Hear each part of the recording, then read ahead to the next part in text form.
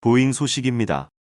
미국의 항공기 제조사 보잉사가 코로나19로 인해 전 세계 고객사들이 인수하지 못한 787 드림라이너 기종을 세워둘 공간 부족까지 겪고 있다. 19일 블룸버그 통신에 따르면 이런 드림라이너들이 총 50대가 넘는다고 주장했다고 전했다. 이는 통상 매년 고객사 인수를 위해 대기하던 항공기 수의 2배를 넘는 수치다. 앞서 지난해 3월 자사 737 맥스 기종이 이번에 치명적인 충돌 사고로 비행을 금지당한 이후 보잉사는 200억 달러에 이르는 비용 조달을 위해 787 드림라이너 같은 대형 항공기 생산에 의존해왔다. 코로나19 장거리 여행객이 급감하자 자금난에 시달리게 된 전 세계 항공사들이 항공기 구매를 늦추거나 취소하면서 보잉사의 787 및 777, 경쟁사인 에어버스사의 A350, A330 네오 기종 모두 판매에 큰 타격을 입었다. 통신에 따르면 전 세계 고객들은 지난 5에서 6월 보잉 787 기종 단 3대만 인수했으며 올 상반기를 통틀어도 36대에 불과하다. 이는 1년 전에 78건보다 절반 이상 줄어든 수치다. 보잉은 이미 787 기종 생산량을 한 달에 10대로 낮췄으며 향후 2년간은 더 많은 감산을 해야 할 것으로 보인다. 보잉사의 787 기종 재고 급증과 생산 지연 비용 이슈는 오는 29일 보잉에 이어 아메리칸 에어라인, 유나이티드 에어라인 홀딩스 등 핵심 고객사가 실적을 발표함에 따라 보잉 주가에 영향이 있을 것으로 보인다. 보잉사와 FAA는 3일간의 인증 비행을 위해 시애틀의 보잉 필드와 워싱턴의 모세레이크 사이에서 737 맥스 운항 적합선 비행을 실시했다. 운항 적합선 비행은 항공운행 서비스로 복귀하기 위한 최종 테스트이고 비행 제어 시스템에 대한 엔지니어의 소프트웨어 변경 사항이 설계 기준에도 충족하는지도 판단해야 한다. 델타 에어라인 소식입니다. 뱅크 오브 아메리카의 애널리스트는 미국 내 코로나19 재확산으로 인해 한동안 회복세를 보였던 항공편 예약이 다시 감소하고 있다고 언급했다. 미국 항공 섹터에서 국내선 예약 증가세가 지난 2주간에 걸쳐 저조하게 나타나고 있다. 미국 항공사 홈페이지 1일 방문객은 저번 주에 전년 동기 대비 39% 수준에 그쳤는데 이는 그보다 한 주 앞서 기록되었던 42% 수준에서 줄어든 것이다. 6월 중순 전년 동기 대비 마이너스 50.4%를 기록했던 레저 예약은 2주 전에는 마이너스 62.8%를 1주 전에는 마이너스 63.3%를 기록하면서 악화되고 있다. 이러한 레저 수요 위축에는 미국 내 코로나19 재확산이 나타나고 확진자 증가세가 역대 최고치를 기록하고 있는 점이 영향을 미쳤다. 델타 에어라인즈 경영진이 실적 발표에서 언급했던 것처럼 항공 섹터의 실적 회복세는 앞으로도 매우 불안정할 것이다. 미국 기업 사이에서 경제와 사업이 신종 코로나 바이러스 감염증 충격에서 벗어나 빠르게 회복할 것이라는 기대가 사라져가고 있다.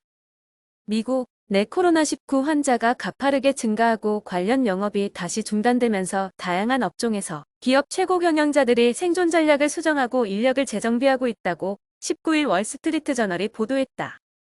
코로나19로 인해 지난 2분기에 57억 달러 순손실로 최악의 실적을 기록한 델타항공은 8월 항공편 증편 계획을 500편으로 종전 계획보다 축소하고 3분기 운항 편수는 가장 좋아도 1년 전의 25% 수준에 그칠 것이라고 비관했다. 니콜라 소식입니다. 제2의 테슬라로 불리며 시장의 이목을 집중시켰던 미국 수소 트럭 업체 니콜라가 연일 조정을 거듭하고 있다. 이에 최근 한 달간 해당 종목을 집중 투자했던 개인 투자자들의 손실을 우려하는 목소리도 점차 확산되는 분위기다. 20일 금융투자업계에 따르면 지난 17일 뉴욕 증권거래소에서 니콜라는 전장 대비 7.02%, 급락한 48.84달러의 장을 마감했다. 지난 7일 10% 이상 빠지며 40.23달러를 기록한 직후 곧바로 50달러를 회복했으나 열흘 만에 다시 40달러 선으로 밀려난 것이다. 상장 후 첫 거래일인 6월 4일 33.75달러로 마감했던 니콜라 주가는 6월 9일 장중 93.99달러를 터치하며 불과 4거래일 만에 3배에 가까운 기록적인 상승률을 기록했다. 6월 한 달간 수익률도 135.3%를 기록해 같은 기간 29.3%를 기록한 테슬라를 압도하는 성과를 거뒀다. 그러자 해외 주식 투자 비중을 늘리던 국내 투자자들도 니콜라 매수에 동참했다. 한국예탁결제원에 따르면 6월 이후 국내 투자자들의 니콜라 순매수 금액은 1억 달러를 넘어섰다. 같은 기간 해외 주식 순매수 결제 순위 5위에 해당하는 규모다. 니콜라보다 순매수 금액이 큰 종목은 테슬라, 마이크로소프트, 아마존, 애플뿐이다. 문제는 지난달 말까지 60에서 70달러 선에서 등락을 거듭하던 니콜라 주가가 7월 들어 빠르게 우하향하고 있다는 점이다. 한 증권사 관계자는 미래 기업 가치를 선반영한 측면이 크지만 결국 유동성 장세가 주가를 여기까지 밀어올린 것이다. 또한 2022년까지 기대 매출액이 매우 작고 현대자동차 등 경쟁업체가 이미 수요 기반 상용차를 출시하고 있다는 점에서 단기적으로는 변동성이 클 수밖에 없는 종목이라고 했다. 테슬라 소식입니다. 미국 TV 채널 사이언스 채널은 15일 방영된 신설 프로그램 슈퍼팩토리즈에서 테슬라의 미국 네바다 기가팩토리를 집중 소개했다. 이날 방영된 프로그램에서 네바다 기가팩토리는 하루에 배터리셀 1,300만 개를 생산하는 것으로 알려졌다. 이는 하루에 EMWH, 1년이면 8GWH의 배터리셀을 생산하는 것을 의미한다. 테슬라는 당초 계획대로 네바다 기가팩토리가 완공되면 연간 1형 5GWH의 배터리셀과 1호형 GWH의 배터리팩을 생산할 수 있다고 밝혔지만 현재 네바다 기가팩토리는 기존 계획의 30%만 완공한 상태다. 이는 합작사인 파나소닉이 증설보다는 현 수준의 생산 설비의 안정화에 주력하고 있기 때문이다. 미국 테슬라가 자사 차량의 오토파일럿 기능을 자율주행 기능이라고 광고한 게 허위 과장 광고에 해당하는지를 공정거래위원회가 검토 중이다. 최근 독일에서 테슬라의 광고가 허위라는 법원 판결이 나오면서 국내에서도 논란이 이어질 것으로 보인다. 19일 관련 업계에 따르면 공정위는 최근 테슬라의 광고가 표시 광고법 위반인지 아닌지 들여다보고 있다. 자동차 업계에선 이 기능이 운전자의 개입 없이 차량 스스로 운행하는 자율주행이 아니라 주행보조 기술에 가깝다는 지적이 있었다. 공정위는 우선 테슬라의 자율주행 기술 수준과 광고의 적절성 여부를 검토하고 있다. 국토교통부 등 관계부처의 기술 관련 조언을 요청했다. 애플 소식입니다. 애플이 내년부터 아이폰 전 모델에 터치 일체형 플렉시블 유기발광 다이오드 디스플레이를 탑재한다. 터치 일체형 올레드 양산이 세계 디스플레이 업계의 주요 화두가 될 것으로 전망된다. 19일 업계에 따르면 애플은 2021년 아이폰용 디스플레이 규격으로 터치 일체형 올레드를 주문했다.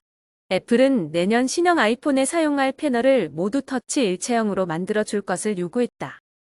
터치 일체형은 터치 기능이 내장된 올레드를 뜻한다. 기존 터치 입력은 패널에 터치 센서 필름을 부착하는 방식으로 구현됐다. 업계에 따르면 아이폰 12에 적용될 5.4인치, 6.1인치, 6.7인치 패널 가운데 5.4인치와 6.7인치 패널이 터치 일체형으로 만들어진다. 이 터치 일체형 올레드는 삼성 디스플레이가 공급한다. 삼성 디스플레이는 Y옥타라고 불리는 터치 일체형 올레드 기술을 개발, 2017년 삼성 갤럭시 노트 7에 최초 탑재한 후 공급을 확대해왔다. 아이폰 12용 6.1인치 패널에는 터치 필름이 올라간다. 이 패널은 삼성 디스플레이와 LG 디스플레이가 함께 납품한다. 현재 애플의 아이폰용 올레드를 공급하고 있는 기업은 삼성 디스플레이와 LG 디스플레이다. 마이크로소프트 소식입니다.